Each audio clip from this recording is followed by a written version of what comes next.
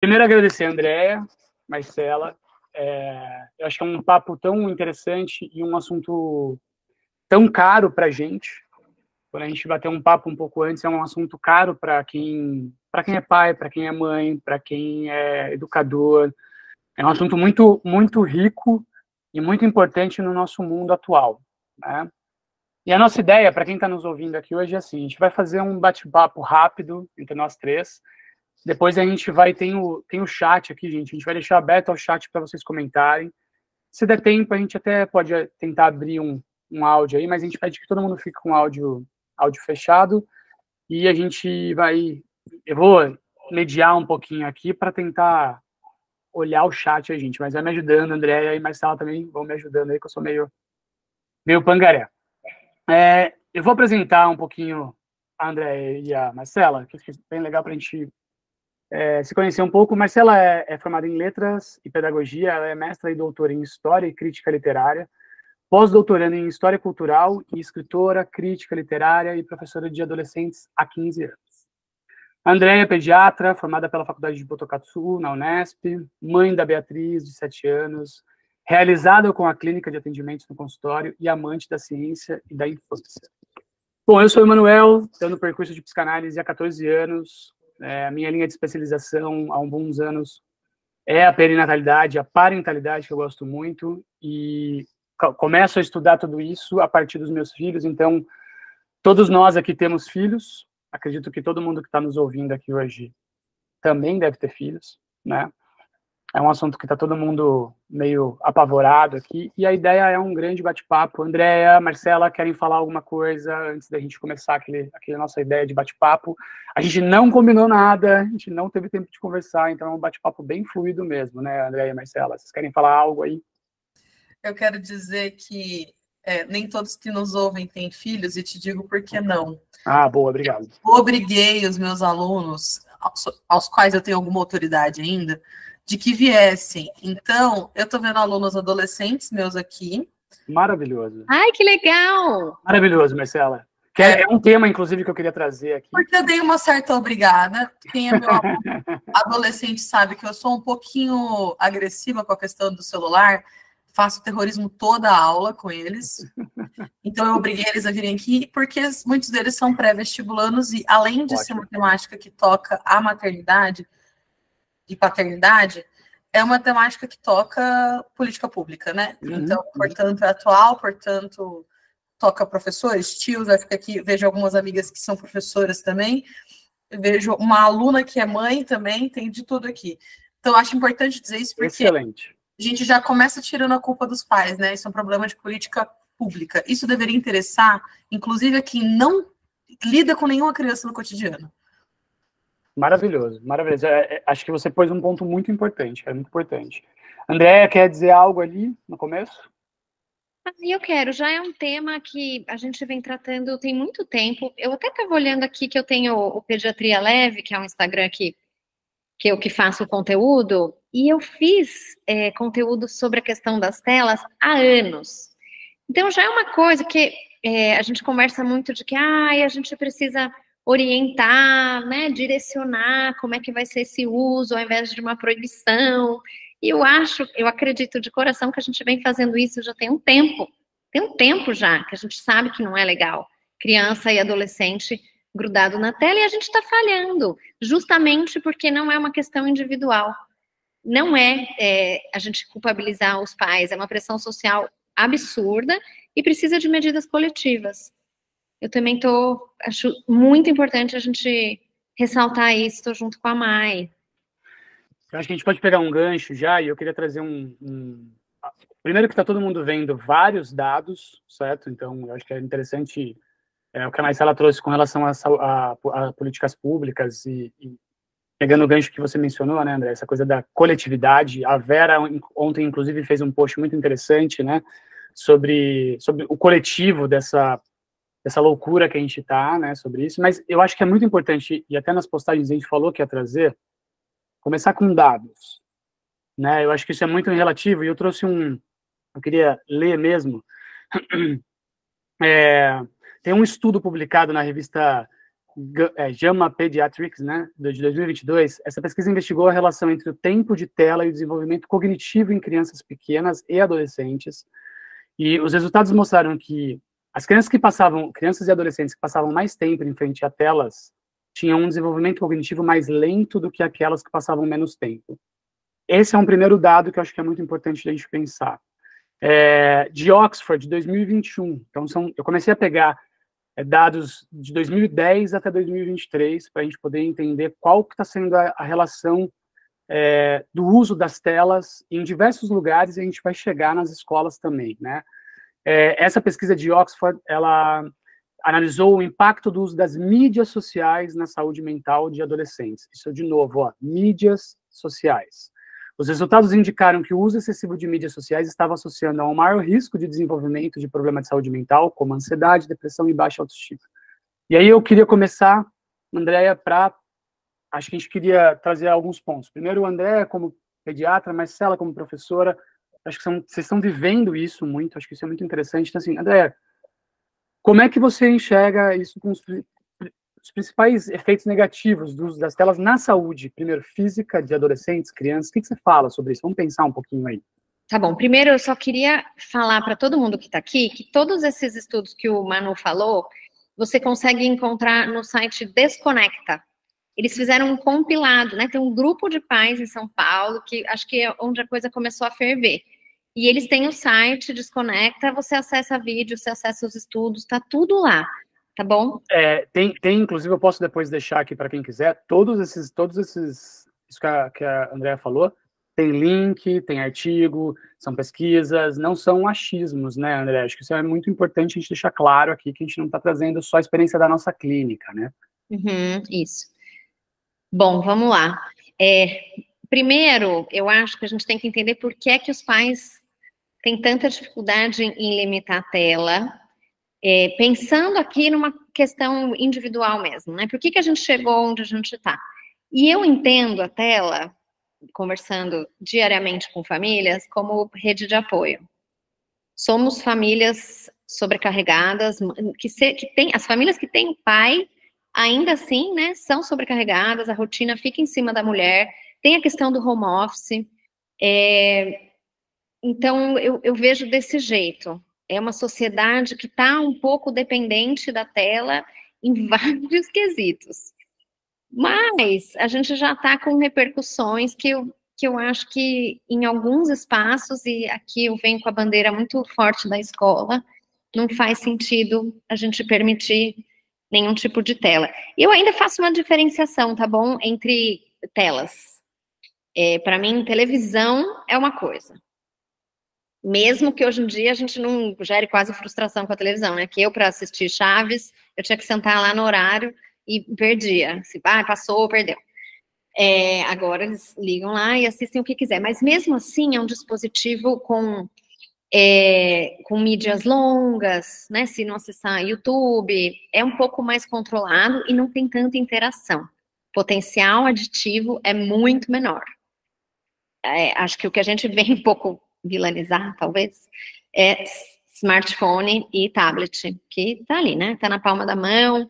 As crianças são cérebros muito imaturos e muito jovens, e imaturo do ponto de vista neurológico mesmo, né? Esses estudos falam muito que até os 14, 15, 16, a gente não tem o córtex pré-frontal bem formado, e ele é o nosso pedacinho ali de tomar decisões, de medir consequências. Então, assim, eu dou a tela para minha criança, né? Eu dou o dispositivo ali na mão, e eu imagino que ela vai ter esse discernimento. Não vai. E o que eu acho que vamos lá, pensando nos malefícios aqui pontualmente. Eu divido em criança e adolescente, quando eu penso nisso, na minha cabeça, tá? Didaticamente. Perfeito. Porque para baixo de 12 anos, que 12 é a infância, né? E a gente está falando aqui recentemente de liberar celular, os pais comprarem celular aos 14 anos. Para baixo de 12 anos, a gente tem crianças. E elas perdem a função primordial da infância, que é brincar. E para quem entende o brincar, você que é psicanalista, né? O brincar tem uma função elaborativa de conflitos, e tem uma função de brincar de sociedade mesmo. Eu vou ali com meu amigo, faço uma bobagem, estou num ambiente seguro, vou testando. É um teste para minha vida adulta, para eu falhar e entrar em conflito, e eu desenvolver essas habilidades de ser gente. Sabe, fantasiar, assim? né, Andréia? Fantasiar é uma maravilha, né? Exatamente. E depois entre os amigos, né? E, enfim. E aí, por que se brincar é tão bom, se brincar é tão legal? Eu coloco como concorrente um dispositivo de uma lógica perversa de adição. E a criança não quer mais brincar, ela quer jogar o joguinho, ela quer conversar com a amiga, ela quer ver os vídeos rápidos lá, os shorts, TikTok, barará, né? Então é uma perda que eu acho assim triste, muito triste. A gente perde consciência trabalho de corpo, né? A gente cria crianças sedentárias. Enfim, para criança, para mim, o principal é essa questão do brincar mesmo. A gente perde a infância. André, posso te fazer uma pergunta? Tem estudos sobre o sedentarismo, sobre obesidade, sobre mais crescimento de crianças com problemas na fala? Isso você tem visto isso em clínica? Você conversa isso? Não sei se você tem algum... Estou perguntando porque eu realmente não sei, tá? Eu acho que do distúrbio de fala, não. Mas de obesidade... É que obesidade é uma coisa muito difícil, Manu, porque a gente tem diferenças sociais muito importantes. Tem muita coisa grande, né? Tem muito viés. É muito viés, é muito grande essa pergunta. Tem uma sociedade caminhando... Até essa questão, assim, das telas como causa científica, a gente não tem. A gente não tem. Todos esses estudos, você não consegue fazer uma causalidade seguindo todos os passos da ciência. Você faz uma associação. E ninguém levantou uma outra hipótese até agora, porque é muito marcado 2012, assim, né? Que é quando começa o Facebook. Então, até o Jonathan Haidt fala, alguém tem outra hipótese? Né? Porque é uma coisa, assim, assustadora. Mas você não consegue provar dentro dos critérios científicos, tá? Então, obesidade, a gente entra como um comportamento social como um todo. Piora na alimentação, a gente está mais sedentário por diversos motivos, e isso faz as crianças ficarem mais sedentárias, certamente. A gente tem uma perda de ar livre, né? Não se vai mais. Não é mais uma infância que corre riscos. Acho que é o Haidt que fala disso, ou é no assunto? Não, o Haidt também fala uma parte disso, né? sobre risco, sobre cortes, sobre quebrar braços, sobre, né? O quanto ele menciona, inclusive, até o número de crianças que pararam de ir aos hospitais, né? A parte tem essa relação do quebrar braços, né? Enfim, que os riscos ficam cada vez menores, né? Isso. Eu vi um comentário aqui no chat, e de crianças que pedem, por exemplo, tá no parquinho e pede o celular, né? Eu uso isso, eu oriento muito meus pacientes no consultório que isso é um termômetro. Quando chega neste ponto, passou do ponto. Porque a Sociedade Brasileira de Pediatria e a Academia Americana, baseado na Academia Americana, na verdade, tem um guideline de uso de tela. Isso já é divulgado há muito tempo. Então, eu acho que é um pouco antiquado isso, porque isso não funcionou. Porque, na minha opinião, cada criança tem um certo limite para o seu tempo de tela, tem um conteúdo que a gente vai acessar e tem um tipo de dispositivo que a gente vai acessar. Tudo isso varia muito. É óbvio que é um documento super importante como referência. Acho que a gente tem que tê-lo como referência. Tempos. Até 2 anos é 0. Né? Não é para assistir Galinha Pintadinha. Mesmo que eu acho que seja muito bonitinho. Não é para assistir. Mas eu ainda acho que cabem nuances aí, tá? Até porque a gente tem uma sociedade muito sobrecarregada, de mães muito sobrecarregadas e enclausuradas, né? Muito difícil. Mas, enfim, esse é um dos termômetros que eu uso, viu? Esqueci quem falou, Priscila, talvez. E aí, pensando na adolescência, posso já emendar? Você falou... Por favor. Mas dentro da adolescência, eu não sei se eu vou estar fazendo falando alguma coisa errada aqui, mas os estudos dividem um pouco em menino e menina, tá bom? Desculpa se eu ofender alguém, mas tem isso.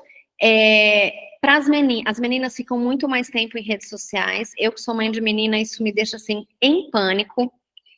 E aí, em rede social, a gente faz o quê, né? A gente compara, é comparação pura. Então, a gente tem um aumento de distúrbio alimentar, insatisfação com o próprio corpo, automutilação, Na minha época, as meninas não se cortavam. A gente não se cortava. Suicídio, que, né, acho que 134% ou 131%, o aumento da taxa de suicídio para as meninas adolescentes. Desde 2010 ou 2012. É um negócio assim. Meninas, isso mesmo. Meninas, isso. Elas, os distúrbios psíquicos são muito mais importantes nas meninas. E para os meninos, acaba tendo um comportamento mais de vício mesmo, assim, né? De game o tempo inteiro e de fuga da realidade. Abraça muito os meninos que sentem a pressão do lugar do homem, assim, na sociedade, né? De quem é mais frágil e tal, entra muito nessa. E fica ali horas e horas vivendo uma realidade muito mais confortável do que o mundo aqui fora. Realidade virtual, né? Eu não preciso investir muito nas relações, as consequências não existem, então acaba ficando muito confortável e os meninos vão mais para esse comportamento de adicto. Inclusive depressivos, né? Depressivos, isso. Inclusive os dados vão dizendo sobre sobre os meninos serem mais depressivos e mais melancólicos, até por essa questão da fantasia e tudo mais, né? Que, gente, o ser humano é social. Já falamos isso por N motivos. E eu não crio comunidade. Eu tô lá no recreio, eu tô grudado no celular, tá? Um vendo a vida do outro e isso se perde, enfim, de uma maneira muito triste. E para todo mundo, meninos e meninas e crianças, distúrbios do sono, a gente tem um monte, e esses distúrbios, não é distúrbio, essa perda de desempenho cognitivo, acadêmico, porque eu tenho uma repercussão impressionante no nível de concentração, no nível de interesse e de concentração. Todos nós, gente, não sei se vocês ficaram meio doidos na pandemia e não saíram do celular. Eu cheguei uma época que eu falei, não estou conseguindo ler um livro. Eu preciso parar. E aí eu faço esse questionamento também, né? A gente tem dificuldade, a minha professora de yoga tem dificuldade em controlar o tempo dela de tela, em controlar o que ela faz com o celular. Por que a gente vai achar que a gente tem que orientar? E eu não sei, eu estou um pouco incendiária com essa questão. Não, eu acho que isso é importante, né?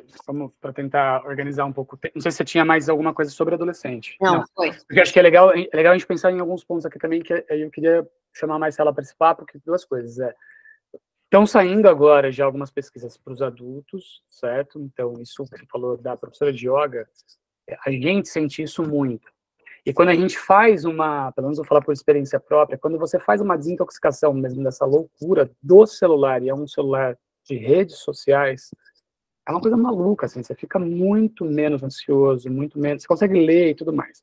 Mas aí eu queria puxar a Marcela, que eu acho que tem bastante bagagem, mas estava aqui, é legal ver você convocando os alunos e tal, e eu acho que é bom ouvir quem está dentro de sala também, sabe, essa coisa de quais são os principais prejuízos que você observa em termos de aprendizado para alunos com relação a celulares, e a gente, obviamente, você como uma professora até falou bem rígida, dizendo, obviamente, celular dentro de sala não, mas dentro da escola, como é que você enxerga isso dentro da escola? Porque eu fico impressionado, né, eu tô levantando essa bandeira até porque na escola dos meus filhos, eu passo assim e vejo crianças de 13 anos nos celulares, e eu fico pensando, para que isso? Qual é o intuito disso, né? Então, eu tô buscando essas perguntas, assim, para a gente tentar trazer para a galera aqui. Como é que você enxerga isso para o aprendizado, adolescentes? Me fala um pouco aí o que vem à cabeça. Bom dia, boa noite, pessoal. Tudo bem? Ainda não consegui cumprimentar todos. Eu vou, Manu, bem professorinha que sou, vou te organizar meu raciocínio em 3 chaves aqui. Manda ver. Primeira chave que eu quero falar, todas elas eu vou te ilustrar com uma historinha, porque eu sou professora de literatura. Há uns 3 anos, naquilo que ainda era pandemia, mas que foi quando voltou o ensino presencial, ainda oscilava do híbrido, mas quando eu voltei a não precisar do aparato tecnológico para dar aula, porque por muito tempo a gente deu aula híbrida, né? Considere que foi fim de 21, então isso faz 3 anos. Os meus alunos estavam adoecidos em todas as dimensões que eu posso te listar.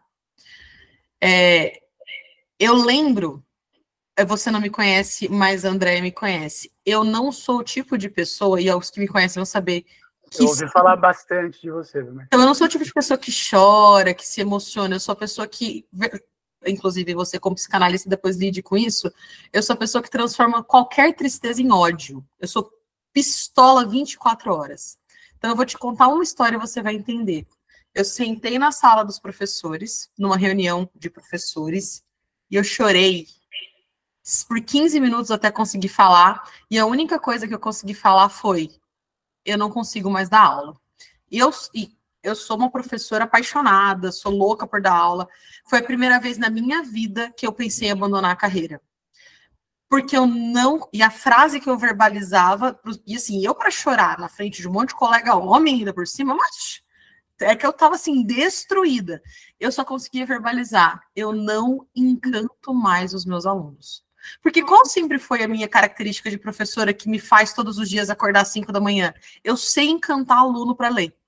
Essa era a minha mágica. É isso que me fazia ser a professora que dá aula de literatura. Porque esse é o meu potencial, é o meu propósito de vida, é fazer as pessoas gostarem de ler. Não me interessa que aprendam oração subordinada, isso é secundário, se entenderem ou não a diferença de substantivo e adjetivo, também não me importa. Se eu tirar um aluno por aula a fim de ler, é o meu propósito de vida. Transcendeu minha profissão. E eu verbalizava isso porque nada seduzia. Eu fazia jogo, eu fazia lousa, eu fazia... Nada seduzia. Era tudo de uma apatia imensa. E aí, num desses momentos de completo desespero, eu falei, tinha um armário em sala de aula, sem consultar diretor, era uma escola que eu não trabalho mais. Sem consultar ninguém, eu falei assim: todo mundo vai colocar o celular no armário agora ou tá expulso da minha aula. E aí, foi um momento assim, super constrangimento, colocaram o celular no armário, passaram meses olhando para o armário como se tivesse perdido um pedaço do corpo. Eu dava aula e era assim, era cruel, assim. Eles estavam olhando para mim, gargalhando em algum momento que eu estava falando de literatura, desviava o olhar, via o celular no armário, começava a olhar o armário. Era assim, era uma mutilação o que eu estava fazendo. E isso gerava sentimentos tão ambíguos nele, porque eu não tinha aval da diretoria para fazer isso. A diretoria, inclusive, incentivava e me criticava de que eu não usava tecnologia em sala de aula, eu não era uma professora Google, que a escola era uma escola Google. E eu não, eu falei assim: a minha tecnologia é o livro, é corpo, eu quero corpo em sala de aula. Eu sou professora que sobe na mesa e faz teatro, eu quero ver o corpo dos meus alunos agindo. E depois de, assim, meses, começaram os relatos. Primeiro, foi assim, foi um processo de adicto. Primeiro, a abstinência, a raiva de mim: você é chata, você é cruel, você não gosta da gente. Passou da raiva, começou: professora, você dá a melhor aula, professora, eu fico menos ansiosa, professora, não sei o que, não sei o que. E aí, só que assim, eles foram envelhecendo, né? Então, a minha primeira série que passou por isso virou uma terceira série que falava sobre isso comigo. E assim, esse é um primeiro relato. Isso eu estou falando sobre relação de vício, de dependência corpórea que eles têm. Marcela, 2022, 21. Isso foi a primeira vez que isso foi um problema nesse nível. Maravilha. Segunda história. Eu dou aula desde 2009. Há 15 anos, não sei fazer conta, é isso. Eu, quando comecei a dar aula, estava no início do meu doutorado. Lá em 2000, na verdade, estava terminando o meu mestrado. E um dos assuntos que eu estudava era a questão estética no sentido filosófico, em Kant e Hegel. Aí, beleza, tá. Aí falei: vou dar uma aula sobre estética. E isso em 2010, 11, foi super agressivo. Naomi Wolf ainda não era lida, a gente estava no processo de compreender o conceito de estética, que eu tinha muitas alunas assim que sofriam de violência. E aí eu fui rolando uma melhora. Tanto é que eu tenho algumas aulas que eu dou todos os anos, não importa onde eu esteja, porque eu acho que elas são formativas de ser humano. Chegou 2012, eu já não dava essa aula. Eu dava essa aula voltada só para estudar Pollock, para estudar vanguarda estética. Eu não dava mais padrão estético corpóreo. Eu achava que estava tudo muito melhor. Foi o auge do body positive, etc. Eu tinha uma visão assim super iludida e burra. Bateu a pandemia. Eu comecei a reconhecer. Se eu estiver me alongando, vocês me cortem, tá? Porque é professor, né? E é uma coisa muito rápida começar a reconhecer os sinais. Por exemplo, escolas em que eu ficava perto da hora do almoço, eu tenho o costume de passar entre os meus alunos na hora do almoço, brincar com eles, conversar com eles. E eu começava a ver uma aluna que via vídeos. Isso aqui é um sinal clássico que todo ano eu pego uma aluna fazendo. Se alimentar assistindo determinados vídeos. Se eu pergunto, elas respondem. É para comer menos. Outro comportamento típico de sala de aula. Começar, porque o jovem tem fome, né? E aí, não importa, às vezes bate 6 da manhã, tem alguém parado de fome. Aí tem um menino comendo alguma coisa, isso é um comportamento típico. Aluno que pede para cheirar a comida. Eu vejo uma aluna pedir para cheirar a comida do colega, eu já sei que é distúrbio alimentar. E assim, vocês podem não estar me vendo fisicamente, mas eu sou uma mulher gorda. Alunas que viram e olham para mim e falam, professora, eu te acho linda. E ela não consegue enxergar absolutamente nada nela. E ela verbaliza. Por que eu consigo te achar linda e não consigo me achar linda? E aí vai eu tentar explicar. E só que assim, até ela chegar e verbalizar, eu tô passando por um vídeo que ela assiste na hora de comer, assim, é bem comum que as alunas olhem para mim como uma régua, do tipo, professor, esse vestido é bonito para eu ir para festa? Aí eu digo, sim, não, não gosto. Mostram aqueles meninos horrorosos. É bonito? Claro que não, horroroso. Sempre os meninos perebento, feio pra caramba. Aí ela vem e fala assim, professora, doloridíssimo, olha que linda que eu ficaria. Filtro. Dismorfia de filtro. E assim, há uns 3 anos, ela dizia, você não acha que eu ia ser mais bonita assim? E esse assim pode ser todos os padrões europeus clássicos, né? O nariz mais fino, o olho mais claro, o cabelo diferente, mas até coisas que são totalmente desvinculadas da realidade. Cabelo laranja, sarda, até dismorfias de ordem não humanoide, sabe assim? Tipo, orelha de elfo. A coisa vai muito louca, assim. Então, essa é a segunda coisa. Então, quais são as 3 caixinhas, né? A primeira caixinha é o vício no aparelho, como isso virou uma extensão corpórea do jovem. O segundo é a dismorfia e os sinais de distúrbio alimentar que voltaram a aparecer. Eu tive um tempo sem, eu não sei se foi sorte, mas eu senti uma queda e uma piora. Isso, então não está desvinculado do fato de ter um aumento dessa figura do influencer da volta do moda dos anos 2000, que vai aparecer pela internet, essa magreza extrema, etc. E a terceira, que aí para mim é a mais cruel de todas, a Andréia tem mais ou menos a minha idade, ela vai lembrar. Se a gente você é pouquíssimo mais velha que eu. Se a gente se achasse feia, pelo menos eu, se eu me achasse feia um dia, eu ia descobrir que eu era feia às 3 da tarde. Porque eu ia para a escola e aí todo mundo tava de uniforme e a menina mais bonita da minha escola ainda era uma menina, uma pessoa normal, sem nenhum procedimento real. Aí, 3 da tarde, sei lá, eu resolvi ir no salão fazer a unha e tinha uma mulher toda maquiada. Putz, acho que eu sou feia. Talvez eu seja feia. Era assim o meu raciocínio. As minhas alunas, e essa coisa mais cruel, eu vou encerrar minha fala, prometo aqui, a primeira pessoa que elas olham não são elas. Elas acordam, abrem o Instagram antes de sair da cama. Ela não fez xixi, ela não lavou o rosto. A primeira pessoa que ela encarou no espelho não foi a cara dela amassada de sono. Foi alguém que não existe. Então ela começou a se comparar antes de conseguir, inclusive, efabular que ela acordou, que ela existe. A narrativa dela começou no outro, antes de começar nela.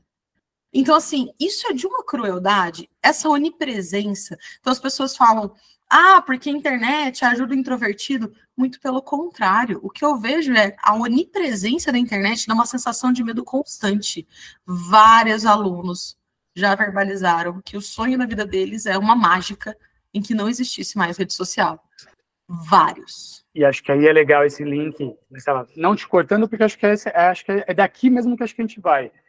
Você viu que o estudo das perguntas feitas pelos adolescentes, que inclusive o americano traz, né, tem bastante estudo americano, que você gostaria de ter redes sociais? Não, eu não gostaria de ter redes sociais, por quê? Porque parece que eu tenho que estar nas redes sociais por uma certa obrigação, né?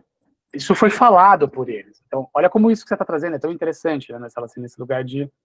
Será que eles querem estar nas redes sociais? E até esse lugar da tecnologia, acho que é muito importante. Mas olha como é profundo isso que você traz, né? Manuel, é muito profundo. Quando muito você tinha profundo. 14 anos, você sabia o que você queria?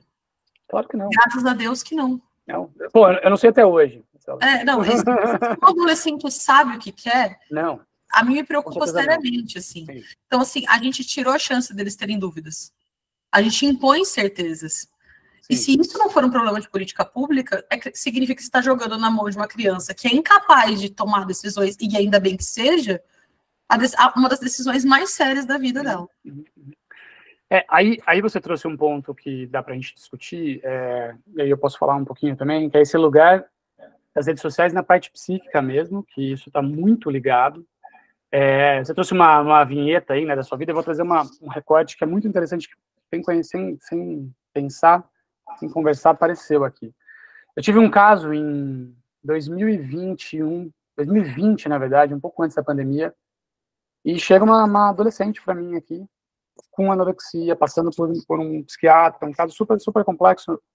E aí, o que é interessante, essa relação que a Marcela relata das redes sociais, muito forte. E a gente fez uma brincadeira.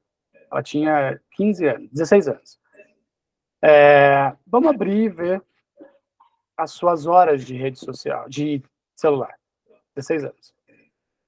E quando ela olha, muito interessante, ela tinha diversos problemas de identificação com o corpo e tal. Quando ela olha as redes sociais dela, o telefone dela, ela ficava 12 horas no celular. 12 horas. Ela olha para mim e diz, não é possível, isso está errado. E eu abro o meu e falo, eu vou abrir o meu para você.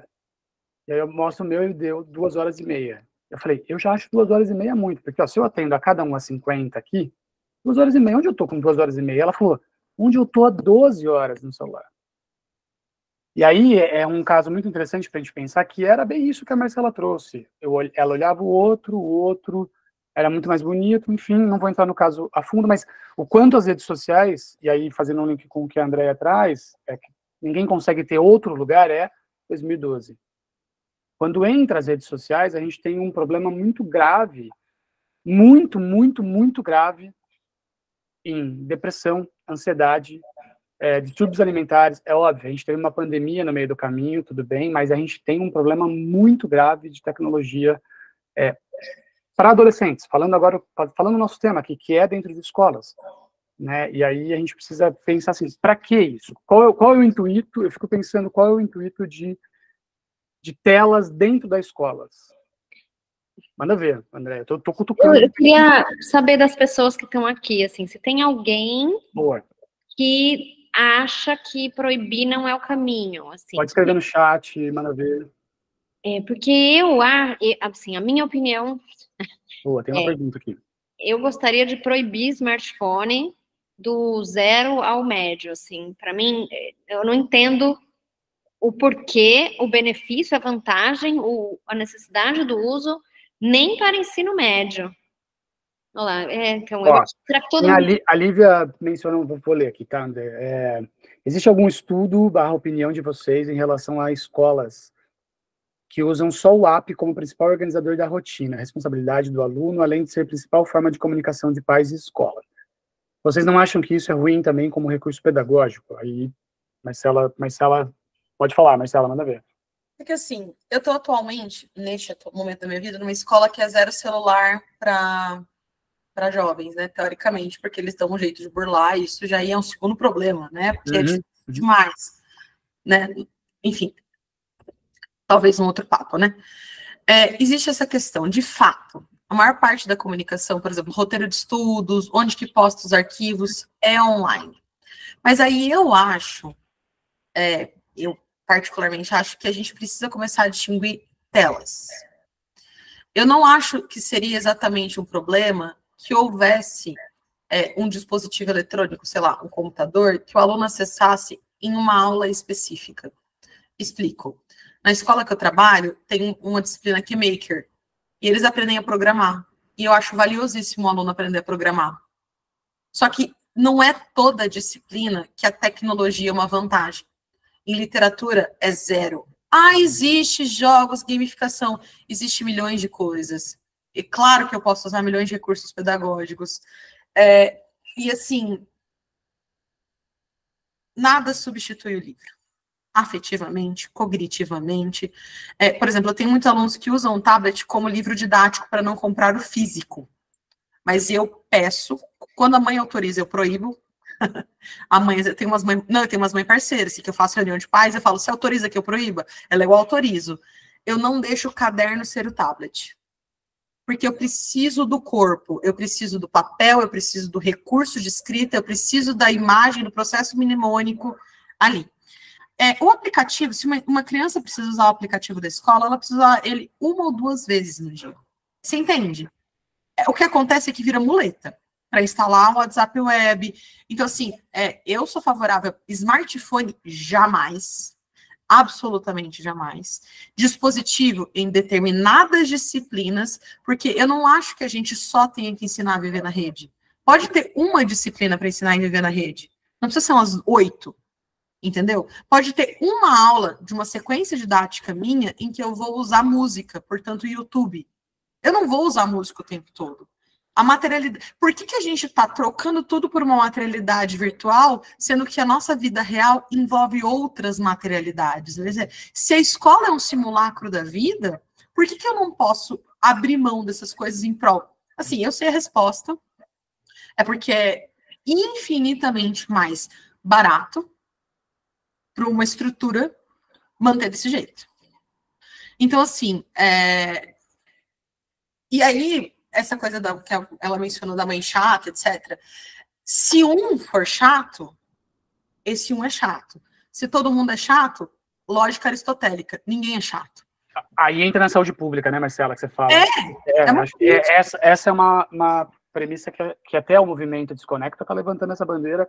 Uhum. Eu trouxe aqui também, que é legal, o Rio de Janeiro proibiu, né, nas redes públicas, e acho que o que você está trazendo aqui pode ser muito interessante, né, Marcelo? Até alguém falou assim, no lado pedagógico, limitar os apps, tal. A gente não está dizendo que, pelo menos eu vou falar por mim, né, que a tecnologia não deva existir.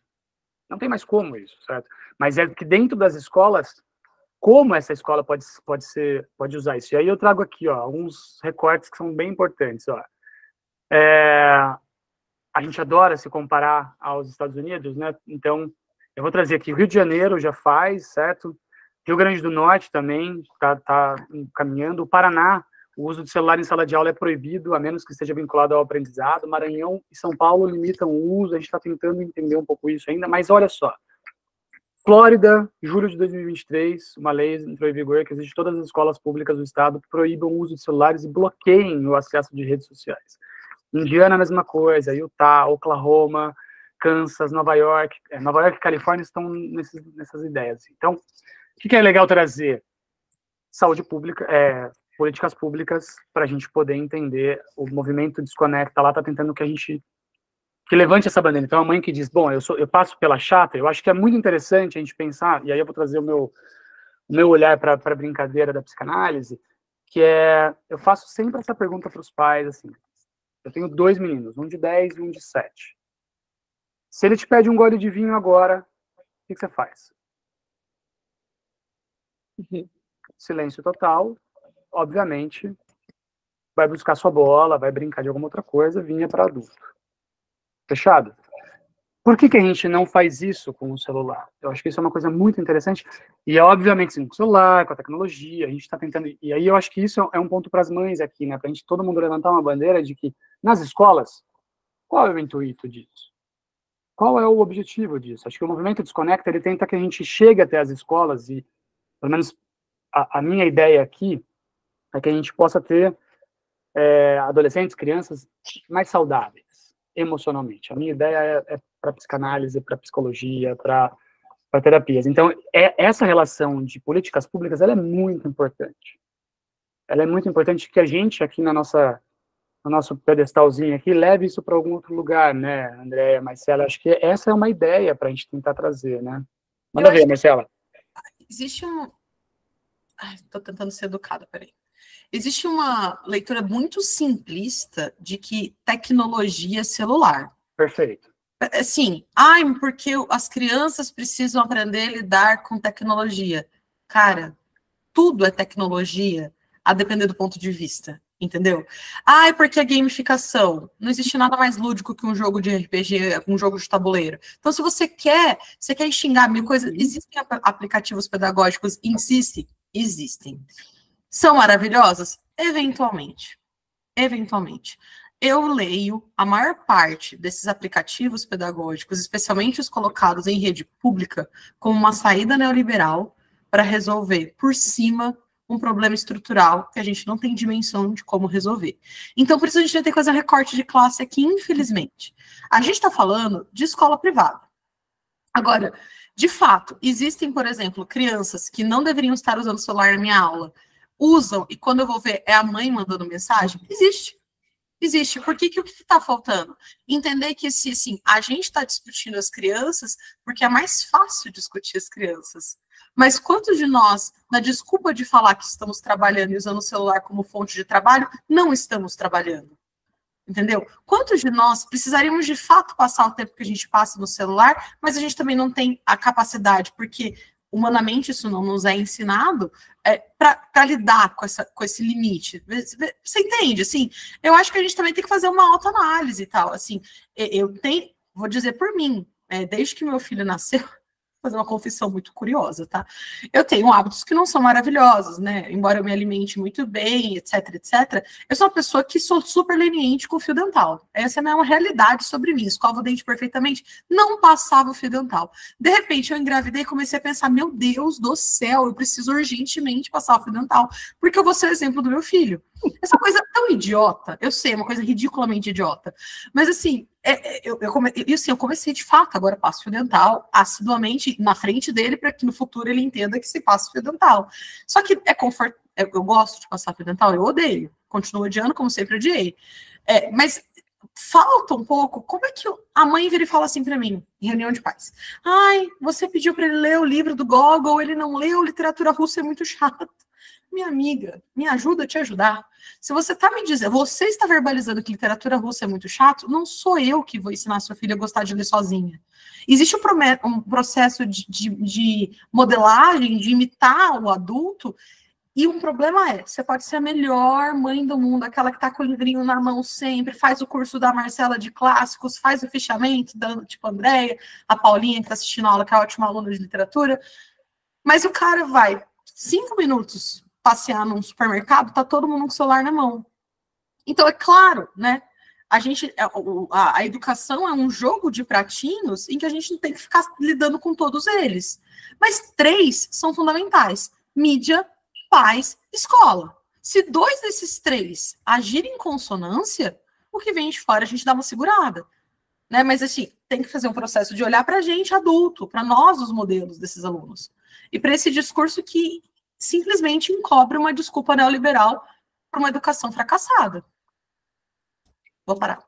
Não, manda ver, André. Eu queria falar de uma coisa que rolou no chat, tem umas mensagens aqui já, justamente dessa questão da classe social, que a gente está aqui, né, falando de escolas privadas. Eu acho que não sei se todo mundo sabe, mas nas classes sociais mais baixas, esse problema do acesso é pior ainda. Porque antigamente eles não tinham celular, então era uma questão, né, dos riquinhos. Hoje em dia não, todo mundo tem um celular. E a presença de mãe solo, de rede de apoio é muito mais escassa.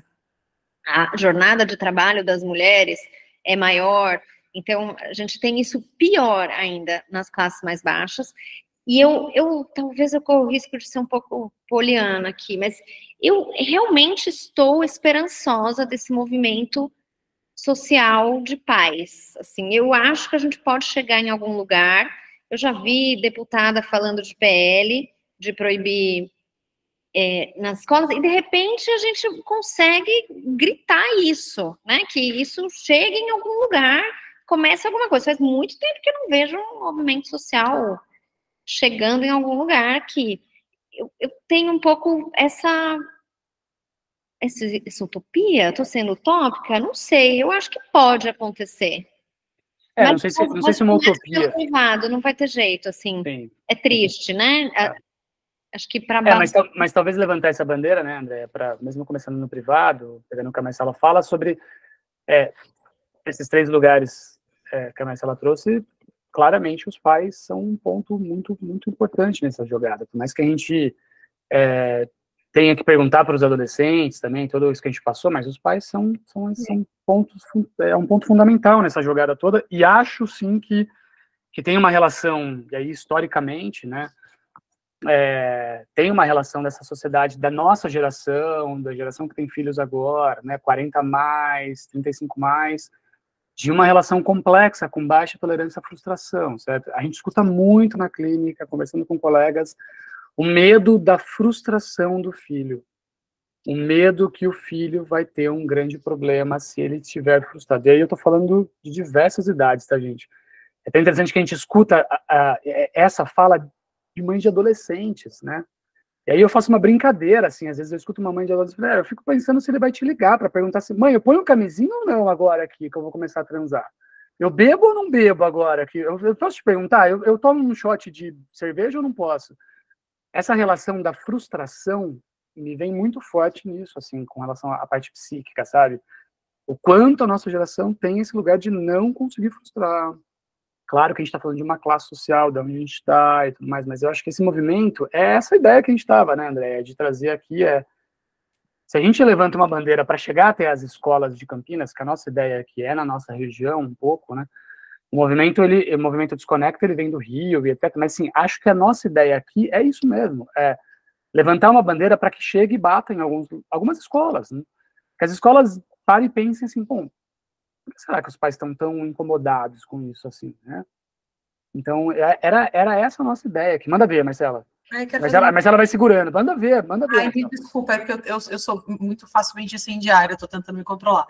É que, assim, eu vejo alguns comentários, por exemplo, algumas pessoas falando assim, mas é importante ele aprender habilidades de tecnologia. Primeiro, pode haver uma disciplina para isso. Segundo, as escolas estão ensinando a mexer na internet, mas não estão ensinando ética digital. Não me adianta nada.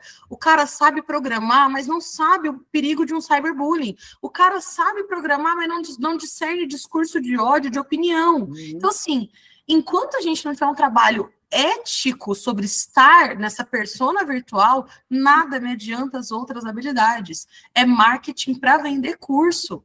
Isso não está ensinando essas pessoas a sobreviverem. Eu tenho um hall de alunos que programam adoecidos, que as minhas alunas fazem edições de imagem que deixa qualquer designer, assim, um filtro com luz, com reels, que mexe, pá, mas ela não consegue discernir se é um homem adulto insistindo sexualmente com ela ou se é um adolescente brincando com ela.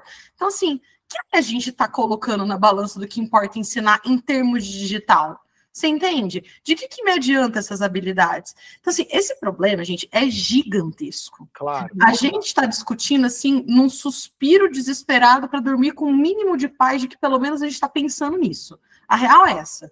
A real é que a gente olha para o futuro, se desespera, organiza a live para aliviar catarticamente o nosso sofrimento. A real é essa. Então, assim, a gente tem que, pelo menos, ver o tamanho do problema e falar, isso é um problema, isso é um problema, isso é um problema. O que dá para fazer agora? Eu diria que o que dá para fazer agora, que a gente... Porque eu vejo a galera, e o aplicativo? E os pais? E a aula de não sei o quê? Ponto número 1, celular não é dispositivo. Eu não preciso de celular para ter um dispositivo. Eu não preciso... Essa é uma coisa que eu acho curiosa. Por que tem que ser? Isso é um negócio que me pega muito. Por que tem que ser um dispositivo para aluno? Por que eu não posso ter um trabalho coletivo de rotação de uso de um computador para 4 pessoas? Isso, assim, outras dimensões da ordem do compartilhar, do desenvolver, sabe? De lidar com isso. Eu não vejo uma discussão sobre o que é um algoritmo.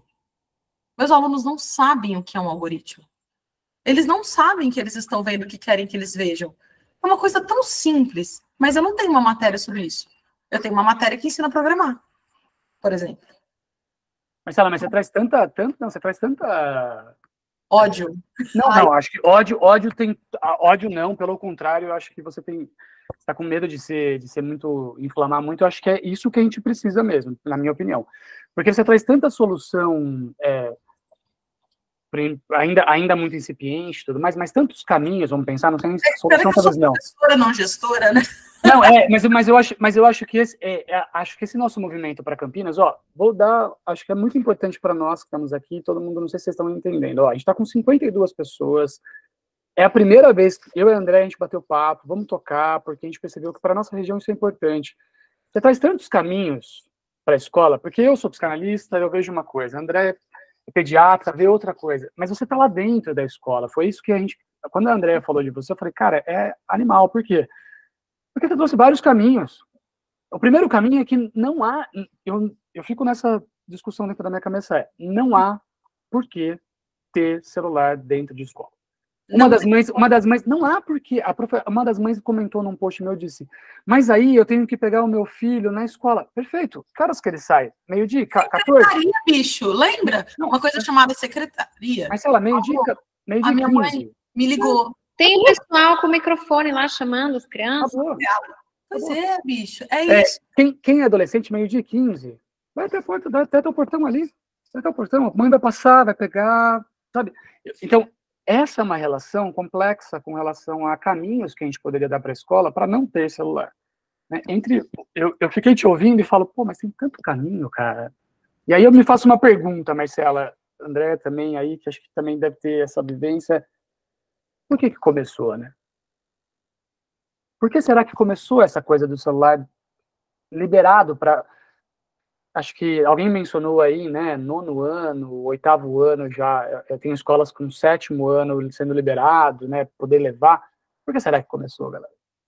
O que será que faz com que as crianças, os adolescentes vão até a escola no celular? Para quê?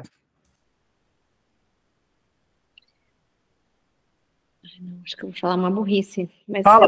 Eu tô cutucando porque eu não consigo achar a resposta, entende? Não, eu acho que a gente normalizou o uso. Perfeito. A gente normalizou, a gente entrou nessa onda, a gente não imaginava que os efeitos nocivos seriam tão rápidos, talvez, e a gente nunca teve uma geração que cresceu virtual. Excelente. Que não criou comunidade, né?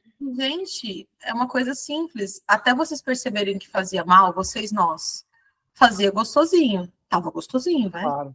E tava gostosinho pra gente. Eu vou tirar o gostosinho de quem é jovem. Uhum. Porque assim, eu comecei a me preocupar com o tempo que eu consumo de tela muito recentemente. E isso porque eu sou uma pessoa que consome muito pouca tela, porque a minha profissão inclui ler livros, né? Consumo muita tela, computador, infelizmente, muito menos do que eu gostaria. Mas minha profissão é ficar lendo livro, preparando aula sobre livro, editando livro, traduzindo livro, é livro. Minha vida é livro. E aí, vou te dar um negócio, uma hipótese que eu acho fundamental. Existe um conforto inegável na onipresença dos pais na vida dos filhos. Maravilhoso. E quando os filhos estão com o celular, porque assim, eu, mãe de bebê, do nada eu acordo, a criança está dormindo que nem um anjo, eu vou lá ver se está dormindo mesmo. Agora, eu só penso numa mãe que viu que a filha acordou chateada, foi para a escola. Qual o tamanho do conforto de mandar uma mensagem para perguntar, filha, melhorou? Tá se sentindo bem? Começa aí. Eu tô muito mais próximo do meu filho quando o meu filho tá com o celular na escola. Só que aí é que a gente tem que olhar para esse pai, para essa mãe e esse pai que somos todos nós e dizer, tá fazendo bem? Porque, ok, você tá mais próximo dele, mas quem mais tá mais próximo dele também? E você quer competir com o WhatsApp? Uma professora vai competir com o WhatsApp, com um grupo de amigos? Com o TikTok? Não vai, né? Eu sou infinitamente menos interessante do que qualquer outra coisa que dure 30 segundos. E aí a gente tem um problema muito sério, que é uma camada a mais, né? Porque não é só o celular. Não é só o joguinho. São os vídeos de 30 segundos que estão deixando essa galera adoecida, né? Isso, a lógica é perversa mesmo, né? É assim, como que eu vou viciar mais as pessoas? Tem toda uma máquina, já leram Máquina do Caos? Exatamente. Assustador, né? Programado para isso. Tem os... Inclusive os dados dizem isso, né, André? Assim, como foi feito, etc., como é esse lado do vício. Por isso que eu trago essa relação do vinho, mas é isso, é adicção total, né?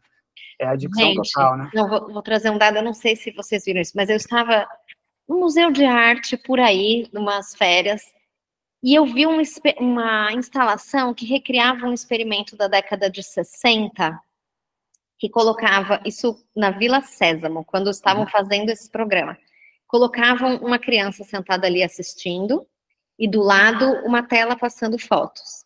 E toda vez que essa criança desviava o olhar da tela para as fotos, eles editavam conforme a criança ficava atenta à tela. Isso na década de 60.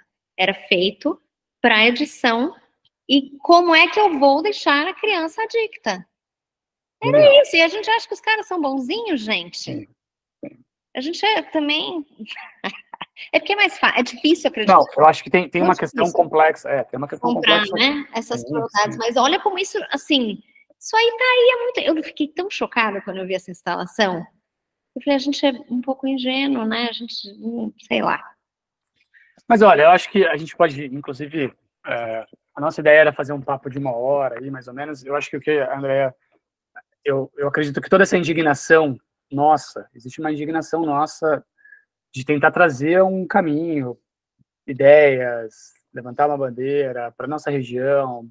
Esse movimento desconecta, né? Quando a gente vê o Daniel Becker levantando uma bandeira o tempo todo e trazendo grandes dados, né? Quem não conhece o Daniel Becker é um pediatra bem conceituado também, assim, que está sempre, né, André, nessa luta por... Não é, ele é meu, né? Ele é muito, muito bom, assim, e assim, quando a gente vê pessoas o tempo todo tentando levantar essa bandeira, é nítido que a gente acaba esbarrando em todo mundo e fala assim, mas será mesmo? Eu escuto isso várias vezes, assim, né? Mas será mesmo? Emanuel, será que você não é um pouco exagerado demais? Você é bravo demais com seus filhos no quesito das telas, mas será mesmo? Mas será mesmo, né? E aí, então, a minha ideia aqui é levantar essa bandeira de que, bom, primeiro, obviamente, não precisa estar em grupos, né, esse grupo que ele estava. E outro talvez a gente não precise mais de redes sociais, assim, né, fazendo esse link com a escola, fazendo esse lugar. Então, assim, é uma bandeira que a gente está tentando levantar para caminhar para algum lugar. Eu não sei qual foi a nossa ideia da live aqui hoje, né? A gente topou ficar 1 hora aqui para tentar, assim, levantar uma bandeira para vocês todos que estão aqui ouvindo a gente. Hoje a gente precisa falar sobre isso. De que forma? Não sei, né, Andréa, Marcela? Eu acho que falar sobre isso, levar para as escolas, ter uma abertura, não sei, acho que a gente pode ter outras ideias aí, não sei o que vocês pensam, Marcela e Andréa.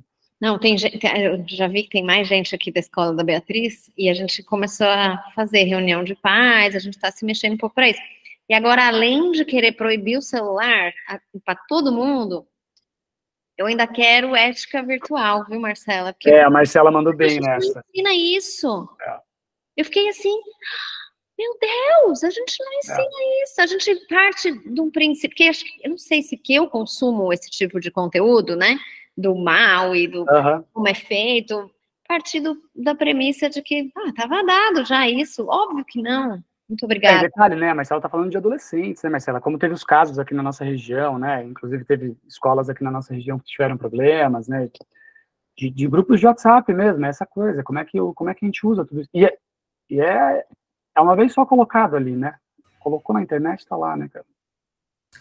E assim, amo você, Andréia, mas eu vou dar uma em você e em mim. A gente acha que sabe muito dessa lógica do mal, mas está comprando a coleção nova que saiu. A sainha nova. Em nenhum momento eu estou me excluindo desse... Não, eu sei, mas é que você lembrar quando a gente é tonto, achando que não é. Isso assim, eu estou me incluindo nisso. Lembrando daqueles homenzinhos, daquele dilema das redes, lembra? E eu fiquei pensando, puta, meus homenzinhos lá acertaram, cliquei. Eu acho que o que a Marcela trouxe é legal, né? Não é que a gente está tirando o nosso papel aqui, né, como pai e mãe, ou como educador. De jeito nenhum. É o contrário, eu acho que é o contrário. A gente também está assustado com tudo isso, né? Acho que a gente precisa pensar nisso, né? Manda ver, Marcela, vai lá. Vou falar 3 coisas para finalizar. Manda ver. Quero responder a Luciana, que me perguntou, e acho importante eu dizer, ela me perguntou, pode falar sobre como os alunos não estão conseguindo reter informações? Não é nem o processo de reter informação que me assusta mais, é a incapacidade de se concentrar. Assim, já era um sofrimento um aluno há 10 anos ler 15, 20 páginas, mas hoje é impossível. Tanto é que é muito triste isso, mas a escola pressupõe que os livros obrigatórios diminuam o tamanho e que eu não precise lê-los inteiro. Então, eles selecionam contos para que eu não tenha que ler o livro inteiro. Obviamente, eu cago solenemente para essa informação e obrigo os alunos a lerem tudo, e aí sempre tem uma mãe surtando, você mandou ele ler 40 páginas de literatura russa? Sim, eu mandei, tem que ler, senão não vai entender nada.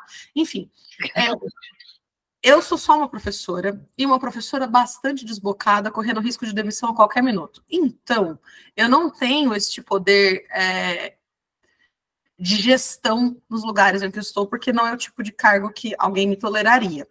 Então, o que eu faço? Eu faço uma revolução individual. Tem aluna minha aqui, até eu vi que a Sabrina mandou um depoimento, alunas minhas que aqui estão, só um resuminho aí, como que eu funciono em sala de aula. Eu faço o meu, cara, todos os dias eu estou pentelhando os meus alunos sobre isso. Todos os dias. Os alunos mais novos, os alunos mais velhos. E aí, o que eu faço, que eu não acho que todo professor tem que fazer, porque isso é um sacrifício e um propósito pessoal meu, tá? Não estendo isso à classe de professores, porque eu não acho justo.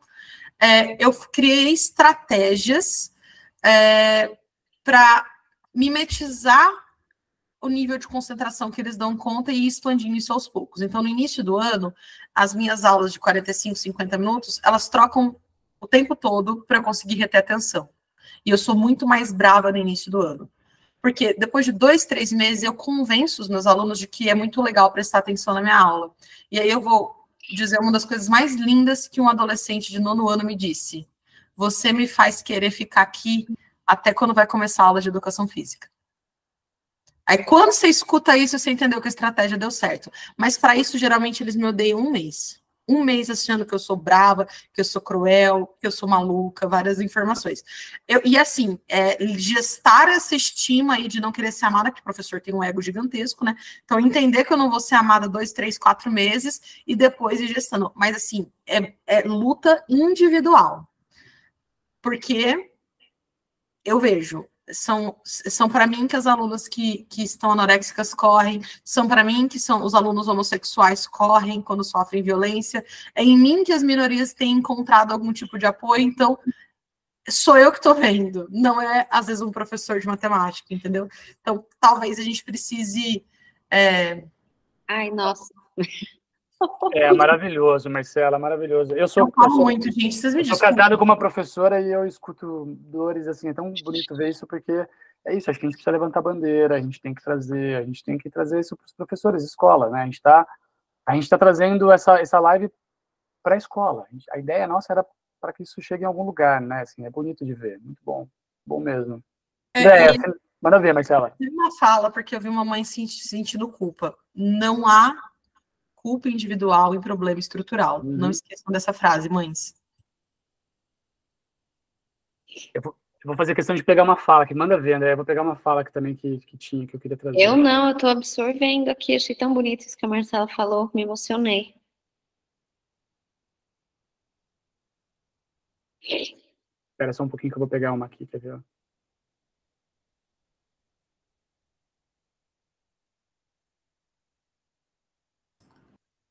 Manu, se você quiser, enquanto você se organiza, tem a Kátia, uma amiga pedagoga, ela fez uma metáfora muito boa aqui. Até uma criança entender o que uma faca pode fazer, mantê-las afastadas de facas. Essa proibição é necessária para protegê-la enquanto amadurece. Ponto. Pense com tudo que não podemos perder de vista que o problema não é a faca, mas o que ela corta e come para que fim ela é usada. Exato. Enquanto a gente não ensinar corte de sushi, faca proibida. Ética virtual é o mínimo para a gente começar. Isso é uma metáfora, Kátia. Maravilhoso, maravilhoso.